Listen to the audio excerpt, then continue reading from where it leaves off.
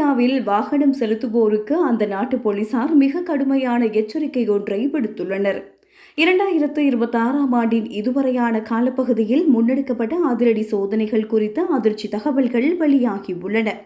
அதற்கமைய west Midlands போலீசார் வெளியிட்டுள்ள தரவுகளின்படி இந்த ஆண்டின் ஜனவரி மாதத்திலிருந்து இதுவரையான காலப்பகுதியில் மட்டும் மது அல்லது போதைப்பொருள் பாவனையுடன் வாகனம் செலுத்திய குற்றத்திற்காக 681 பேர் கைது செய்யப்பட்டுள்ளனர். இதன் அடிப்படையில் 2026ஆம் ஆண்டில் மாத்திரம் நாளொன்றுக்கு சராசரியாக 7 பேர் வீதம் போலீசாரால் கைது செய்யப்படுகின்றனர். குறிப்பாக எதிர்வரும் வங்கி விடுமுறை வார இறுதியில் இவ்வாறான குற்றங்கள் அதிகரிக்கலாம் என்பதால் போலீசார் தங்களது கண்காணிப்பை தீவிரப்படுத்தியுள்ளனர். மது அல்லது போதைப்பொருள் பாவனையுடன் வாகனம் ஓட்டி பிடிபடுபவர்களுக்கு காத்திருக்கும் தண்டனைகள் குறித்து போலீசார் கடும் எச்சரிக்கை விடுத்துள்ளனர். குற்றவாளியாக காணப்பட்டால் நிரந்தரமான குற்றப்பதிவு ஏற்படுத்தப்படும். சிறை தண்டனை அல்லது எல்லையற்ற அபராதம் விதிக்கப்படலாம். குறைந்தது ஓராண்டு காலத்திற்கு வாகனம் ஓட்டுவதற்கு தடை விதிக்கப்படும்.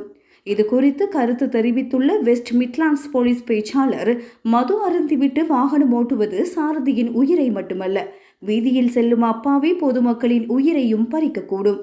உங்கள் குடும்பத்தினரையும் மற்றவர்களின் குடும்பத்தினரையும் துயரத்தில் ஆழ்த்த வேண்டாம். எமது போலீஸ் தடுப்பு காவல் அறைகளில் படுக்கைகள் இருக்கலாம், ஆனால் அங்கு வந்து தங்குவதை எவரும் விரும்ப மாட்டீர்கள் என நம்புகின்றோம் என தெரிவித்துள்ளார்.